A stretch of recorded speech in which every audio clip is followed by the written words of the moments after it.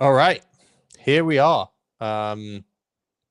CBS being double teamed by me and you right in the middle. We are on episode 98. Is it? No, 99? Wow, we are. Is this 99? 98. Okay, wow. This is our return guest here. Cold-blooded chiller. One of my favorite accounts to follow on the timeline. Obviously, pretty well known now. Wow, your followers have gone crazy this cycle, right? One of the best known shit posting. Yeah, one of the best known traders, chartists in the market at the moment. Obviously, works with the Haven. We've had a few of their traders on. Thanks for coming on the show again. How are you feeling? Pleasure. Yeah, I'm good. I'm very, very good. I enjoyed the pre-match discussions on nostalgic Britain. Yeah, that was perfect. Yeah, so we were talking about backstage that as I regularly take the piss out of Ovi for, he's a fair weather fan of the UK. Spends only about 6 months a year there, and the rest of the time, well, actually now you've kind of fully moved, but the rest of the time you just don't spend in the UK and put nostalgic tweets out about how much you miss it, even though it's so grim here. Like, I was speaking to people in the UK at the moment, it's just been grey for like months and months and months. And you've taken it recently to actually just retweeting what's it called? What's this account that you're obsessed with? It's called Yesterday's Britain, a better Britain. It's just like all these posts from like the 50s and 60s of the UK. Actually, Cowley sent it to me, so me and Cowley have been reminiscing over it. But yeah, what once was. Can I just say, like, how far away from my timeline that feels? I just don't know where you find that on the timeline. Do you know what I mean? Like, my timeline is like race baiting wars plus crypto. You've managed to find the small niche bit of crypto Twitter, which just reminisces about council estates in Britain from the 70s. It looks like. I love how he gives like the full title of the Twitter account as well. Like, he has to give like the subtitle, so you know. Yeah, in like case you're looking for a follow. Yeah, exactly. Yeah, it's like the full thing. So, can we bring this up, actually, intern? It'd be great for us to have a look at this account. Yeah, I've been retweeting a few of their posts. So. Yeah, I think this is the start as well. I saw that Bold Leonidas tweeted yesterday and said about need to form, like, we've got the LA vape cabal. And he says we need to form like some sort of like beans brigade. And this is basically like the start of it here. This is the beans nostalgic brigade already about this. Yeah, nostalgic about a better Britain. You know, that is something that I thought was look at these. Look at how yesterday's Britain, a better Britain. Oh, that's classic, a good classic photos, really.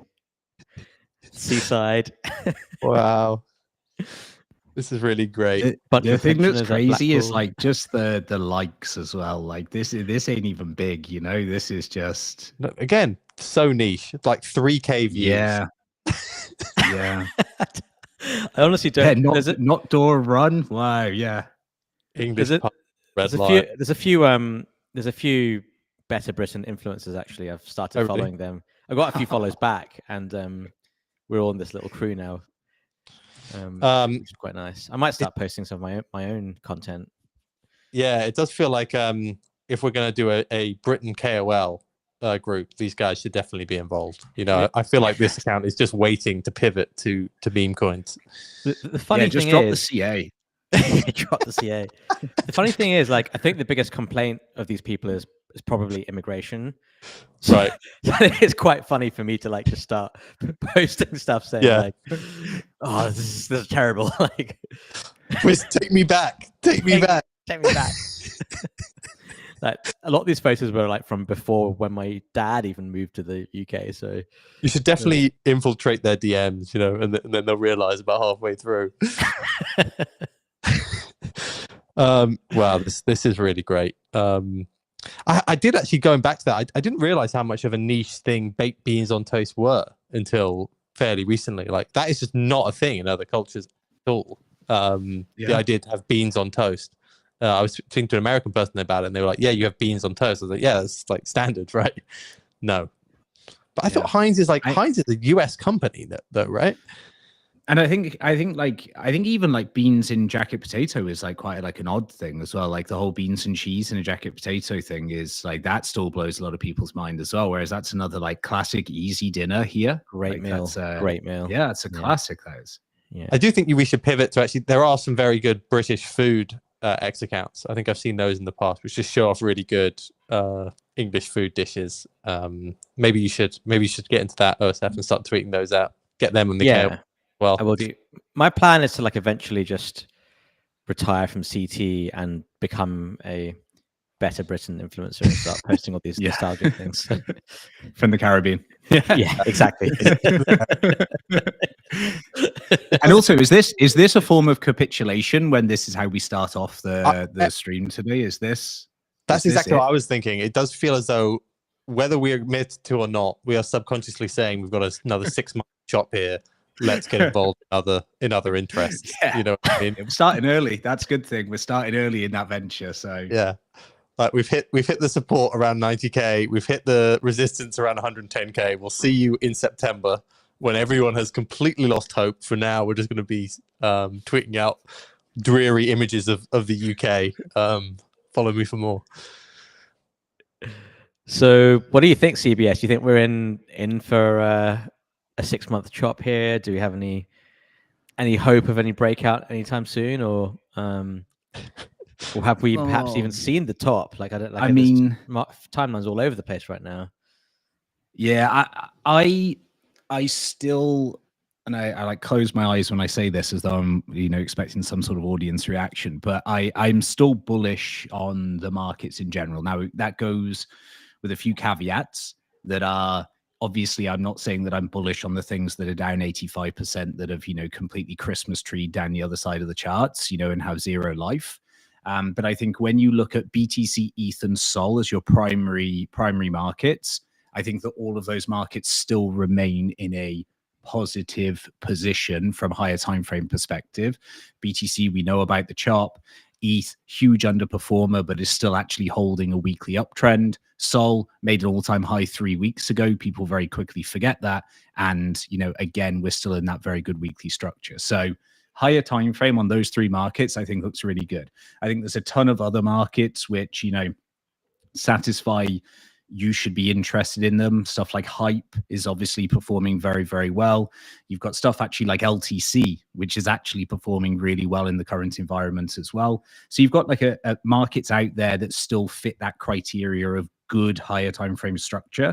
I think the problem for the vast majority of people is, and I kind of been tweeting about this recently, I think across the spectrum of Twitter, I think we probably have the lowest exposure rates to BTC, ETH, and Sol that we've ever had in the space. Like, I think BTC is too expensive. People don't own it. I think ETH is such an underperformer. People don't own it. And I think the only reason people own Sol is to buy shitcoins. And I actually think that as a whole, that is a really underrepresented kind of like market trio. And again, funnily enough, they're also in some of the better positions, higher time frame for us, structurally. So I think everybody is more concerned with the fact that just across the board, alts are just blown out, and like, what do you say about those? They look ruined. There's so many markets just absolutely crucified over the course of this week. So yeah, already. And just by the names you just mentioned, things like Hype, and I find myself doing it as well. I'm suddenly looking at like revenue producing protocols and being like, these are the own. It feels like the first 6 months after a bear market suddenly for alts, because that's basically what it has been for a lot of alts. Suddenly, like a huge run up, then complete collapse, particularly for the on-chain meta, and again, like then suddenly maybe some of the older sort of CT crowd are kind of coming back and being louder about things like Hype. I'm looking at things like JLP. I looked at Radium, and I only look at these coins when it's kind of, there is no alternative. Like suddenly you appreciate that you're looking at you're looking at returns over the next 6 months rather than maybe returns over the next month, and that suddenly draws you back into these sort of coins. So whether I admit it to or not, the fact that these coins are the coins I'm interested in right now makes me think that we're probably in for a decent chop here, but I don't know. I get the feeling it won't be as long as the one last year. I think that's where I'd agree. That was like 8 months, right? Yeah. Yeah. Yeah. Yeah. To lose a year trading that is wild. Yeah, thinking back on that, it almost makes me nauseous thinking about that was 8 months, and we were over analyzing every single move right until the end of that. So it feels like we're going to do that again, though, right? It feels as though every single time we're about to hit 90, people will lose their minds again and go like, we're going to 75. You know, everything's going to, and it does feel like whenever we go to 110 again, right now, everyone's going to lose their minds again. Yeah. The only time I ever see this correct is when people like fully begin to lose hope. And I feel as though with altcoins, people have been like really, have been really hurt. So I do think like maybe one or two more hits of 90, and then I do think then we can maybe push out of it. That's what I'm hoping. I think look, the range is established there. You know, you can see it here without any lines being drawn. Like that's your range. That's where we are. And I said when after, you know, in the bloodbath that we experienced on Sunday and Monday, I said that the scariest chart out here is BTC, because BTC is doing nothing. You know, and everything else is absolutely ruined. And this chart really, yeah, sure, it had some impulse over those 2 days, but it's still just chilling here at 97,000. And for us to even be sitting saying, you know, the timeline is what it is, and you know, there's so much kind of like fear and worry and panic and ruin, and BTC is 97,000. You know, saying that 2 years ago is, you know, madness. But you know, here we are, just in this higher time frame range. But yes, the rest of the market is a problem. It feels similar to, let's say, summer of 2023, when we had the news that BlackRock had applied for an ETF, which was like very, very positive. And then we just kind of ranged from like 28K to 30K for ages until we eventually broke out. And then again, similar to the summer of last year, when we ranged from like 58K to like 65K, whatever it was, when all the Trump stuff was happening, and you know, Trump winning would be very bullish for crypto, and we just ranged there for ages as well. And then so it wasn't until like the ETF actually got approved where we really started rallying. It wasn't until Trump actually won that we really started rallying.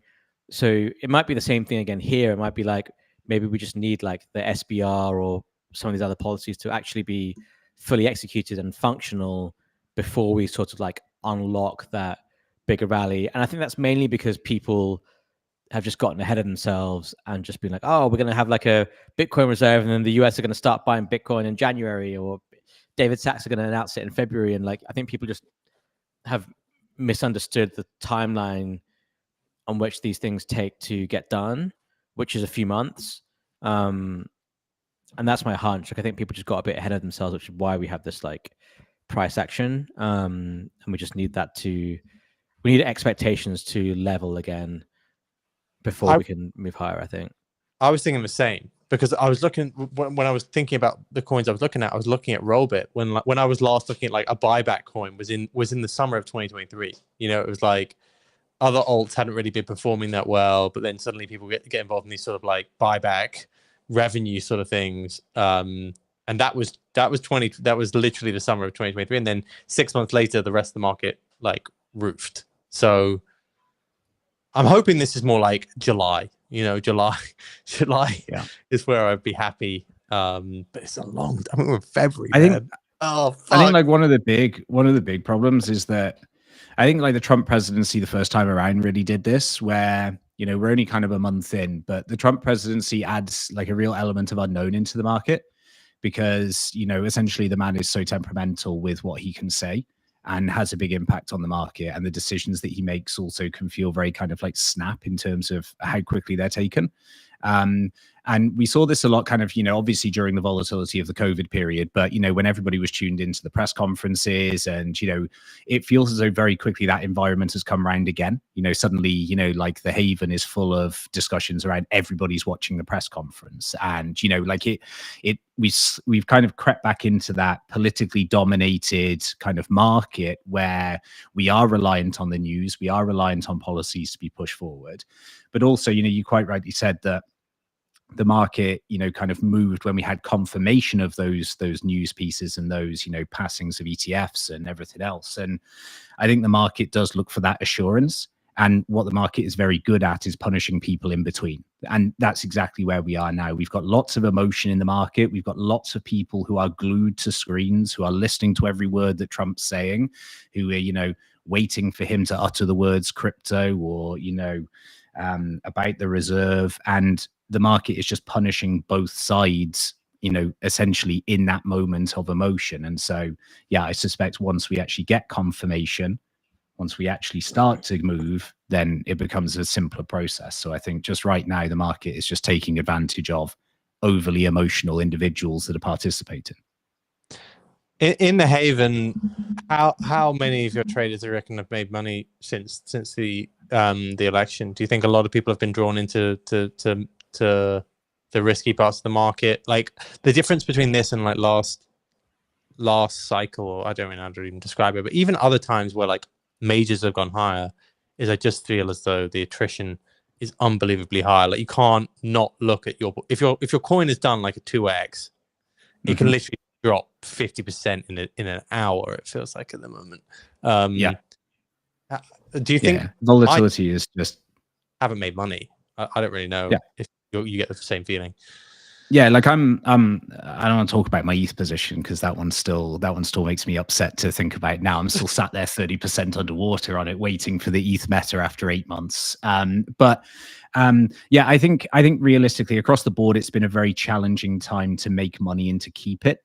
I think lots of people have probably done well in patches and then just giving it back to the market.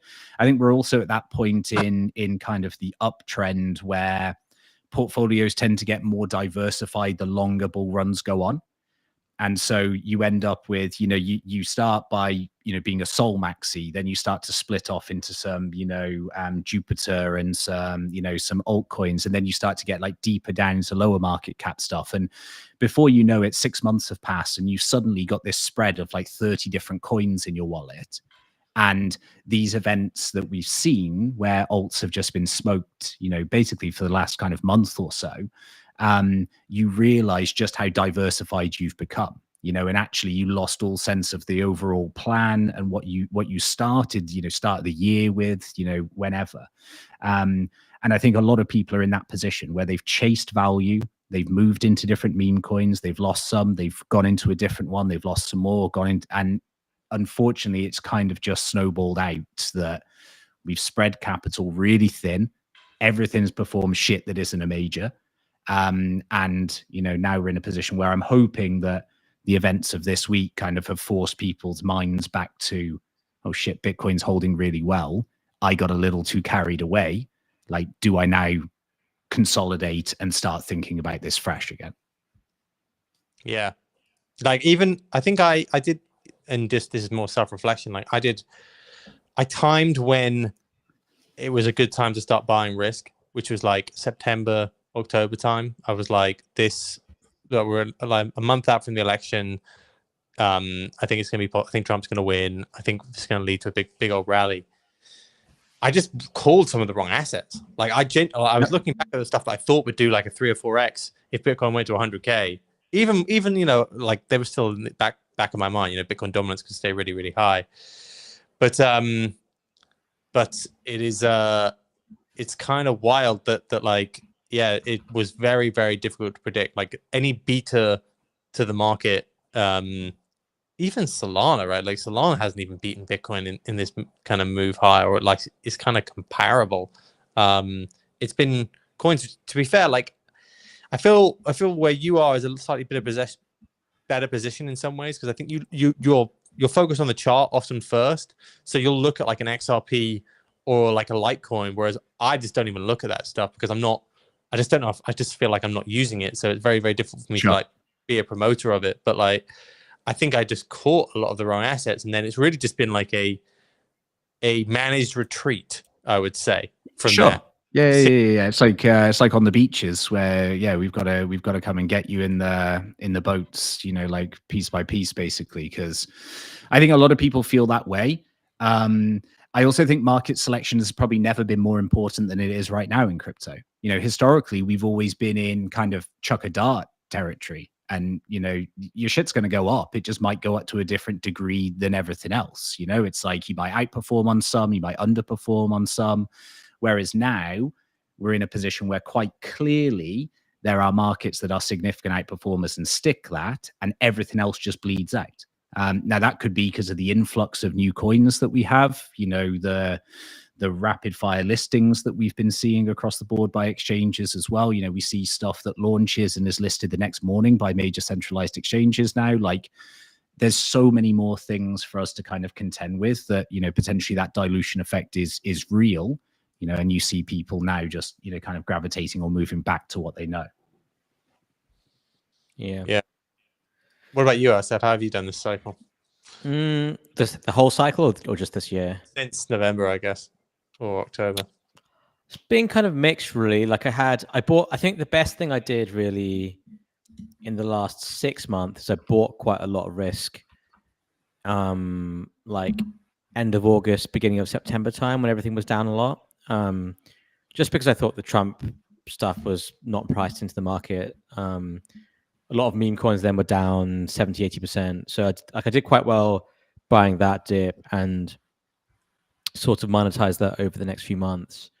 But in terms of like new trades that I've done since November, like I've kind of caught a couple of meme coins, lost money on a couple of them. Like it's been pretty flat, I would say. Like anything that I've made has been from older positions that I put on at quite a low cost, either in the summer of last year or perhaps even earlier. So it's just, yeah, I don't know. I don't have time to like be in the trenches. I've kind of missed these daily runner type things, and then just been at the wrong place at the wrong time when there was Trump and other stuff. So I've really missed pretty much all the big stuff, and just kind of been, you know, flat, maybe even small down from the other degen stuff. So I found it quite a hard market, and I missed the whole, like, you know, I was skeptical on all the AI stuff to begin with, so I kind of missed that whole train as well. So in terms of new trades, like not really, kind of either missed everything or just my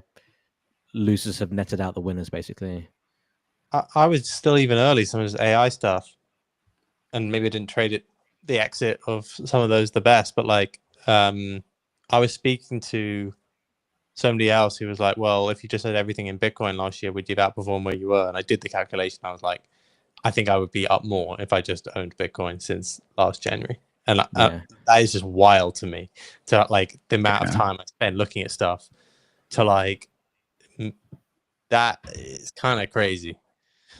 Yeah, that's a really common one. You know, it's the classic TradFi mindset. You know, can you outperform the S&P? And we know that even from like a hedge fund perspective, they find it very difficult to outperform the S&P individual performance-wise. And, you know, we've just got the benchmark in crypto, and certainly, you know, the last 12 months or so where Bitcoin dominance has just been rising, Bitcoin demand seems to be ever present. You know, it's a market where it sucks so much to think back 12 months. You buy Bitcoin, you hold Bitcoin, you do absolutely nothing. You don't even look at a PC, and you outperform all of those 12-hour, 16-hour days that you put in grinding away, staring at charts, you know, doing the technical analysis. You know, it kind of makes you sick when you think about it in that way. But I don't know about like you guys, but do you have any like market fatigue? Like, do you feel as though the conditions now in crypto, you know, significantly so from, you know, when I started, they're obviously different, but do you feel any like fatigue with the market of just how much new information, many narratives, like, you know, the tech moving quicker? Like, do you feel fatigued on that side? Yeah, definitely. That's been the main change. Pump Fund launched this time last year, really, right? So like, it's just 10,000 coins every single day. I think my general strategy has kind of been the same as yours, though, stuff like make some money, take it out into stables, and then with the money I have left in, be a bit more degen with it. Yeah. And actually, like, what I mean is, if I just not taken out the money and just had everything in Bitcoin, instead of like thinking I was taking less risk, like it actually would do better than like some like leaving it in and just being more degen around it. But yeah, I think everyone does. I feel like that's the case for both older participants and like and even new guys. Like, and I don't know about you, CBS. You produce a lot of content. I feel as though myself, when I came into crypto, particularly in like 2020, 2021, and then the breakdown of the bear market in 2022, let's say, it was all very macro. Like, I felt as though I could add something as a trader, rather than just like, oh, this is a good upside downside to the trade. I was like, okay, I can understand stuff. Now I feel like content creators are now also just like streaming new meme coins every day. It's almost like a gambling stream, right? Like it's like very different from that standpoint. So I just don't even know if I'm good at that or could be good. I mean, I think the market participant is changed and will continue to evolve and change as well. I think you see people that are, like in our position and my position as kind of a TA based trader, who are probably, a diminishing and dying population on Twitter, because people just want to punt at shitcoins. They want to try and hit that scratch card win in the trenches. And like, I understand that. And then, it comes into the wider thinking as well, as Bitcoin becomes more institutional, and as we start to get, a greater maturity in the markets, do those markets change? Do I still have an edge in Bitcoin trading? Do I still, am I prepared to put in the time to, trade there? And I think for a lot of people, it's like, well, why bother learning TA? Why bother learning kind of chart dynamics when I can just go on chain? There's more narrative based, it's more social based. And actually maybe the edge comes from that side. And so, I think even market participant has changed significantly. I quote regularly the Rasma tweet where he learned about limit orders in Hyperliquid. And I'm like, what do you mean, like, limit orders? Like, how is that like blowing your mind that you can set an order for something, like, and it be filled at a certain price, right?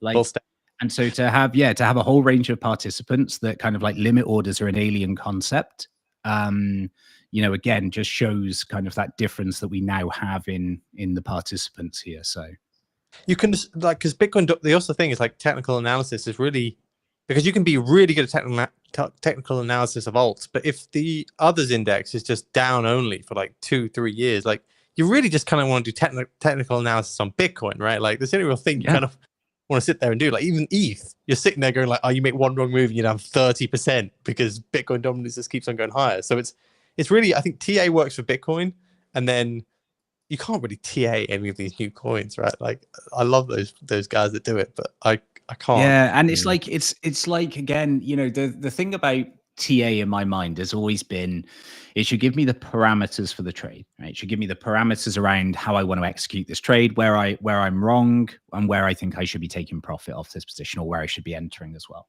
But apart from that, so much of our space is just purely momentum led. It's like, when stuff starts going up, it goes up very quickly, very aggressively, and it tends to keep on going up for a while. And like, as long as you catch it at some point during that, you're fine. And so again, like half of it for me always boils down to, well, how much of it is just psychology, kind of more, kind of participant led versus watching what's in the charts. Do you just sit there and wait until stuff starts pumping, get involved, done, right? Like you hit one of those nice green patches and that's it. You sit out for the next 3 months while it chops around. But obviously talking about it is far easier than actioning that, and sitting here with that gambling addiction niggling in the back of your mind all the time saying, take a trade, this looks good, 5-minute chart, 1-minute chart, so.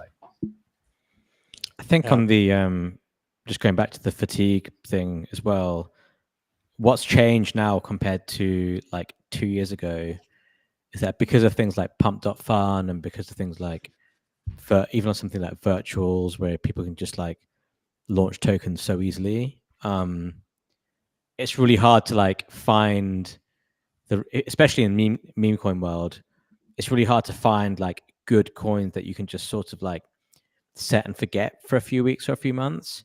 It just feels like you always have to be chopping and changing because like tomorrow there's like a brand new thing or the day after there's a brand new thing.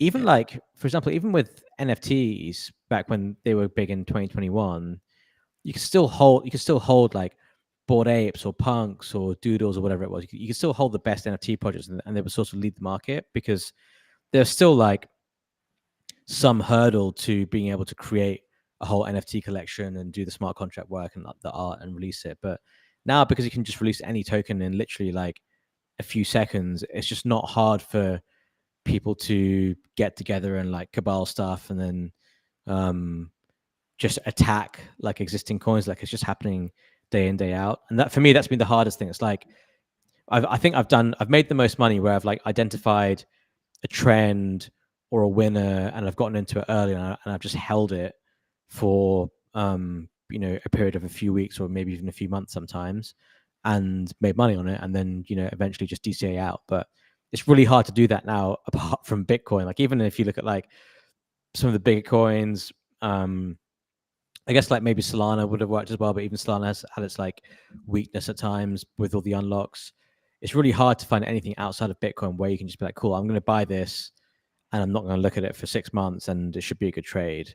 I felt like a year or two ago, there were quite a few of those options which would have acted as like good beta, like higher betas to Bitcoin. But now it's like you find something and you just have to keep watching it every single day in case it's gotten vampired or just liquidity jumps from that to something else. It's just like we were talking about AI coins earlier. It's like Trump launched a token and AI coins sold off, and then Melania launched a token and AI coins sold off even more. It's just like, how the fuck are those things even related? Like they shouldn't be in any mature market. Melania, the president's wife, launching a meme coin should not affect the AI sector. That would never happen in stocks, right? But that's kind of like the state of our market right now, which is just shows like how much retail, how much of this money, how much of this like active capital is retail, and how fickle that capital is as well in any given token. Yeah. So how do we? And like some of these, how do we all make money? Yeah. Are we now accepting it's more S&P style like returns that we just have to be a bit more? Oh God. Other people are making money. Holding on to it is tough. I agree with that. Like you see the screenshot, you don't see the screenshot like an hour later where the coin's down like 80%.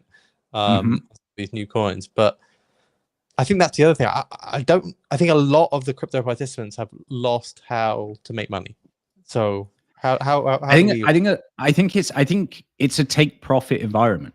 Right? That's as simple as it is. It's a take profit environment because I think people are still landing wins. They're just then holding on still. Right. And, you know, you described it perfectly before when you're talking about, you know, the fact that you go away for 24 hours and suddenly this coin's down 90% and you were up a 3x on it. You know, it's like that's the sort of stuff. It's a take profit environment. And so if you do catch some of these things, I think it's not having huge expectations. So again, our expectations have probably been blown out of proportion when it comes to a lot of the meme stuff we've seen and the big winners on Twitter and, you know, catching those 100 mil market cap moves. But, you know, the reality for the majority of coins is trade it when you're in good profit, get out, look for the next one. And like keeping that has been the difficulty.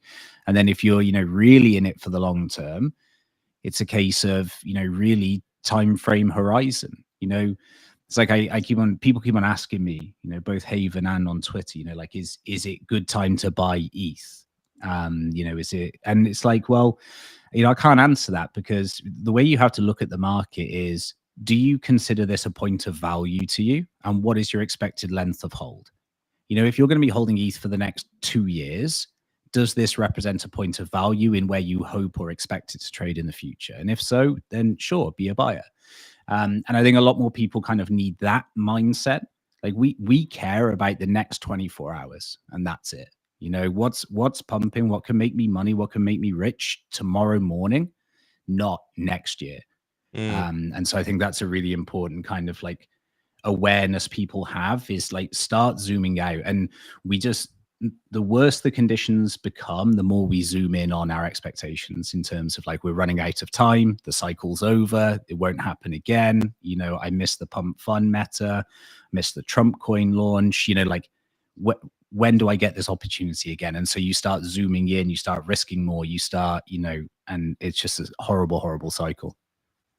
What do we think of those assets you'd hold for the next year? Like, I guess there's a small basket, maybe I'll ask you too, OSF, but out of Bitcoin, Solana, ETH, maybe Hype, JLP, which other like top assets would you own? Trump, maybe one of the biggest meme coins now. Like, do you think that's a good 1 year hold? Like, what? I mean, I think I don't think he's gonna. I think that Trump will use this as a barometer of his success in crypto. So from like a personal level, I don't think he would want this to be a failure, because I think he'll use this as some sort of, representation of his impact into the market. So I think it will do well. Do I want to hold it for a year? Fuck no. But I think, as a trading market, probably does pretty well. Again, from my perspective, it's the majors. I think it's BTC, ETH, and Sol. I think are kind of like your easy exposure bags. And then I think, when you look at narratives and what we have in terms of general mind share at the moment, I think something like hype is probably a good hold because of how resilient it's been in the selling so far, the range that it's been caught in, and the presence that it has socially, I think is probably a decent hold. I think that will stand a decent test. And then I think also from my side, I would probably throw in RWA or some DeFi pieces. I think Aave is probably a decent shout for kind of keeping hold of. And I think that you've got stuff like Ondo, which again is, potentially, even if we want to throw Link into the mix, you could throw Link in there as like a real outsider, but might do okay. So I think, when you start diving down out of those top three, I think it becomes a little bit trickier, and then it becomes based more on narrative. And I think RWA will do well. And I think DeFi stuff, pending staking news will probably do quite well as well. Those charts will look exactly the same, don't they? Link, Aave, Ondo, they're like the same chart to me. Oh, very, very similar. I've. It's so weird because I remember speaking to you, OSF, in September, being like, my outside chance here, I think, to own into the election is to own DeFi. And in September, I ended up risking up with like meme coins. And if I'd actually bought the DeFi coins, I would have crushed it. Like, I think like Radium did like a 3 or 4x since then. And instead, Aave's up a ton. Like Aave's up a ton. Like on the monthly chart, it's one of the better looking charts. And again, it's one of those. It's like Tron. Like, it's one of the best performing charts that never gets talked about. And lots of people have thought about it, whether I should buy some, might have traded it, but it just kind of drops off the radar in favor of common discussion, I guess. Tron's another interesting one, isn't it? Because it feels as though that makes the most money out of any chain. And now I always felt like it was going to be the illegal chain, right? But then they seem to have sort of deal with World Liberty Financial now. So I think it's like the XRP. It's like the XRP trade. It's like, I think a lot of people in crypto, we label, again, I'll speak broadly, and I don't necessarily condone this, but we speak broadly about like XRP and Tron being scams and not believing, the price targets that people have and the common kind of retail mindset for it. And so when they like continue performing, we almost feel as though we're too good for those markets. Yeah, like, I couldn't possibly touch Tron. It's like, what a scam. There's no way I can touch it. And the shit just goes vertical, like week after week. And we're all sitting here scrambling around, but Tron's like, massively up. So I feel as though it's probably our own kind of personalities on crypto Twitter that kind of, we don't want to trade that. We're too good for that stuff. That is it. I think everyone feels as though the culture of crypto is on crypto Twitter, but actually tons of users are on YouTube, right? You do streams on YouTube, right? Yeah. That your views must just like dwarf what you get on like on X or stuff like that. Like, it's very, very clear that like there's users on all these other social media platforms, and like maybe even ones that we're not even talking about, like WeChat, and ones in Korea and Japan and all this sort of stuff, like Line, and they don't care about like, it's very Solana and maybe meme coin centric on CT, but some of these other platforms are like not like that at all. They're very altcoin focused still. Yeah, I think we've been having a lot of discussion kind of like across the board, and I've been discussing with like various partners about like the role of Twitter. And like, I love Twitter. I think it's, you know, it's what I essentially grew up with in this space. You know, it is still like the home that I consider for my online presence. But I think when you look at the Twitter audience, and I don't know if you guys will agree with this, but like, I feel as though Twitter is actually just a very sad and overly aggressive place to be sometimes. And I feel as though people really aren't either prepared to take new opportunity or look for new opportunity, because they're quite jaded as an audience. Whereas if you go over to YouTube and Instagram and TikTok, you've got like a young, hungry, fresh audience who don't have the same history as a lot of the participants on Twitter do. So, you know, like, there's several platforms out there that offer incredibly good services, for example, for people in the crypto world. Yet because we get bombarded with links and signups, you know, week after week, day after day, people just don't want to get involved. They don't want to, you know, participate. But you move over to YouTube and TikTok and the other channels, and people are like hungry for stuff. You know, they want links, they want information, they want platforms. So yeah, you know, I feel as though, unfortunately, like, the Twitter space has, you know, changed. You know, it's just a different kind of vibe there, I guess, to what I experience elsewhere. It's kind of a lot friendlier and more open on other social platforms, in comparison to, you know, the current Twitter kind of demographic. And I don't blame them. You know, I don't blame them for having that jaded view. You know, like, they've been through so much shit with scams and rug pulls and everything else. You know, you can't blame it. But unfortunately, it just turns the whole environment a little bit bitter. Yeah. But I do think that maybe the alpha really was only XRP, which is just so that all of crypto just missed it. Yeah. It's like that meme. I always say, like, during like bull runs, you get that classic moment where you sit at a chart 18 hours a day, nonstop, and like, your cousin that bought Ripple outperforms you in like 3 weeks. Yeah. Like, and that's what happened this time. Like, all the blokes down the pub just outperformed me within 3 weeks of XRP moving. You know, and that's it. And the moment you finally give up is the top. You know what I mean? Like, yeah, no, exactly. he's gonna fine. Yeah, exactly. Yeah, the banks are buying. It is. Yeah, you're right. Yeah, and then that's it. Yeah, it's always the way. Just classic, isn't it?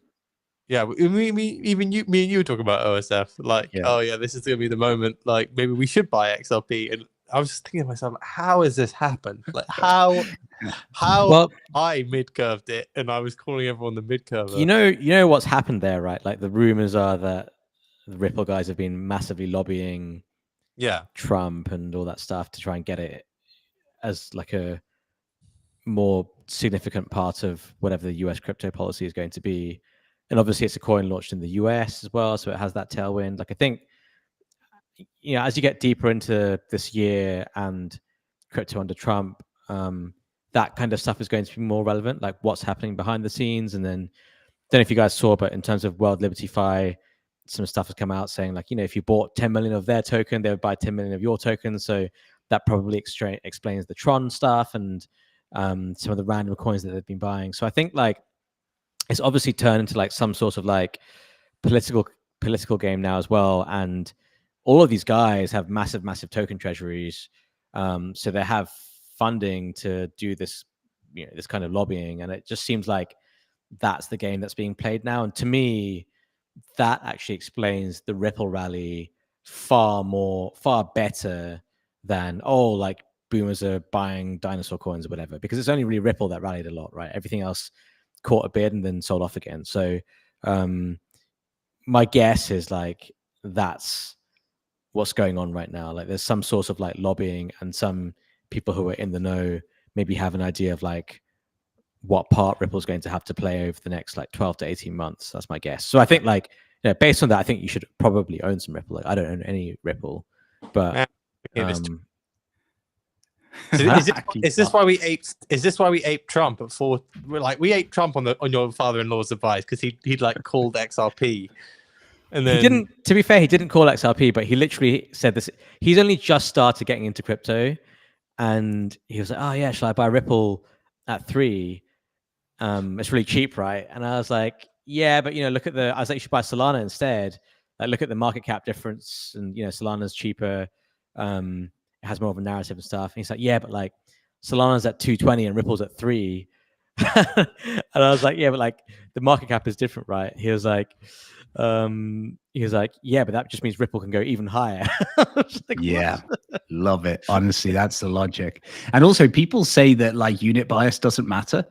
Like it matters so much. Like that example there. Yeah, it's like, you know, and again, you know, people mean that BTC post about, you know, BTC moving $1,000 or, you know, moving to 100,000 is like, you know, a nonsense move versus, you know, oh, if Doge goes to $20, then it's this, you know. It's like, yeah, unit bias is such a massive part of retail investment thesis from that simple perspective, and perfectly demonstrated by your father-in-law.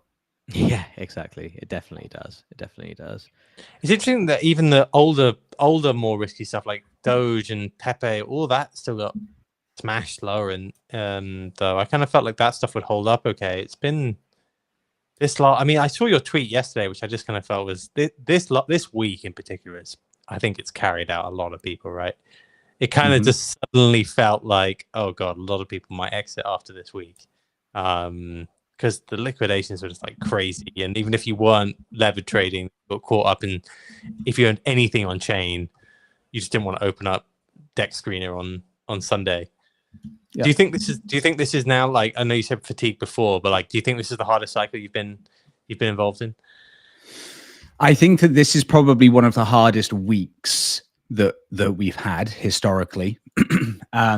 Like cycle wise, yes, I think it's been very challenging to kind of, you know, navigate successfully.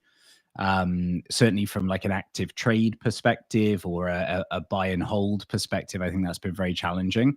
And I think it's probably also been because of the effect of BTC, the fact that BTC has remained so resilient, and like we can't quite wrap our heads around why everything else is doing so terribly, which always keeps that kind of dream and hope alive that your coins will come back to life. You know, it's like, well, you know, it's just, you know, maybe this is the last correction, maybe this is the last shakeout, you know, maybe. And unfortunately, you know, it's just been this week, I think, really, you know, that largest liquidation event in history, the bodies in the pile after that are significant.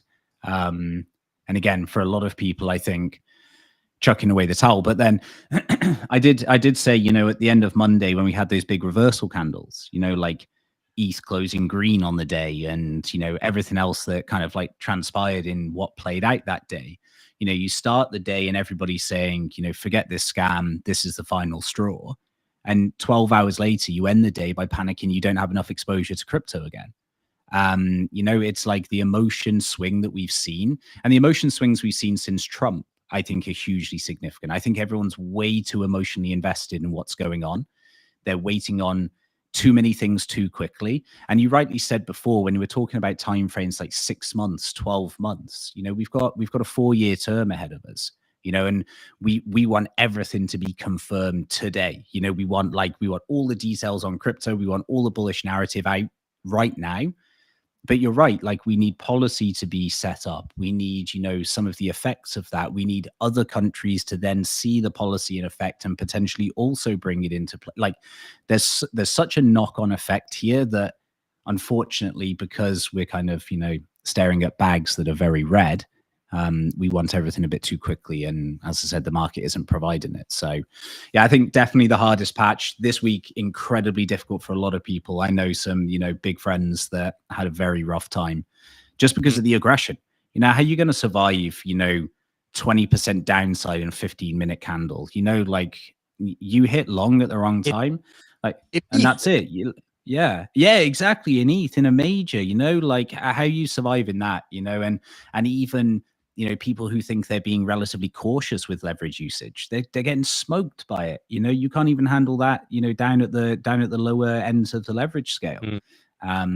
So yeah, I think, yeah, this week has been rough. You know, there's one guy that said that his he put a trade on, he went to get a glass of water, and his account was fully liquidated by the time he came back, because he just hit long at the wrong time before the impulse came. That was it. Bam. Took everything. Yeah, I did feel like that. Like on, was it Sunday night? it kind of felt like when stocks opened, it would be okay, and then it just like everything got decimated just around that time. It did feel like, oh, maybe there was a long to be put on at that time, but it is like when that sort of leverage, I think is just gonna completely see people off. I hopefully people stay. It did feel I felt exactly the same thing as you did on Monday. As we went back up to like 102K, I was like, there's a non-0% chance that after a liquidation like that, that's what again breaks you out. Like that's something I'd look for almost to kind of take you out of a range, right? To the other way. And I've seen us break out of ranges like that. So there was part of me just thought, oh my God, we're about to gig ascend here, aren't we? Like everyone's about to come back in. And the fact that we didn't just made me think, oh God, now we've got to wait for ages again. And the volatility is so high, you know, it's like, I think I said like at 12 now, over 7% moves on ETH this week. Like we get one a week maximum. We've had like 12 in like 3 days. You know, the volatility is just insane. To be down again yesterday, double-digit percentages. You know, then to be green again today, back into red. You know, the market is uncontrollable, or at least untradeable at the moment for the majority of people. It's a mind fuck right now. All right, CBS. Well, I know you got footy at 5:30 local time, 12:30 ET. It's been awesome having you on. Steph, do you maybe want to ask our final question of the? What's your best advice on how not to get wrecked in this current market, which I think everyone is in desperate need of? Play hardcore WoW. Because you need to be doing something that probably is taking you away from the markets. The over trading and the psychological urge to trade and to claw back money is going to be incredibly strong. And whatever you can do, however crazy it sounds, to keep yourself away from trading in the current environment is probably going to do wonders for you in the next few months. You consider that 6 month time horizon, 12 month time horizon. Like, don't fuck it up here. You know, don't go and blow the last of your capital or what remains here. You know, do whatever you can to keep yourself psychologically away from trying to trade and trying to get money back right now, however difficult that is. Down 50, 60, 70% from your portfolio high, whatever, right? Times will come, opportunity will come, conditions will change. Like, don't throw it all away before we get that moment. That's really good advice, I think. I think Ovi shifting to being a best of Britain influencer. Yes. Get yourself a hobby for the next 6 months. Yeah. Come back. Yeah, I'm just going to be a WoW streamer now, and then that's it. Yeah, that's just done. Yeah. All right. Well, thanks again for coming on. Episode 98. It was great to have you for a second time. Maybe we'll do it again once we breach 100. Great follow. Go follow him at Cold Blooded Chiller on X. You obviously have the Haven Crypto, which is your like trading group. I know a bunch of other top traders are involved in that as well. So go check that out, viewers. Awesome having you on, man. Thanks a lot. Thank you, guys. Cheers, CBS.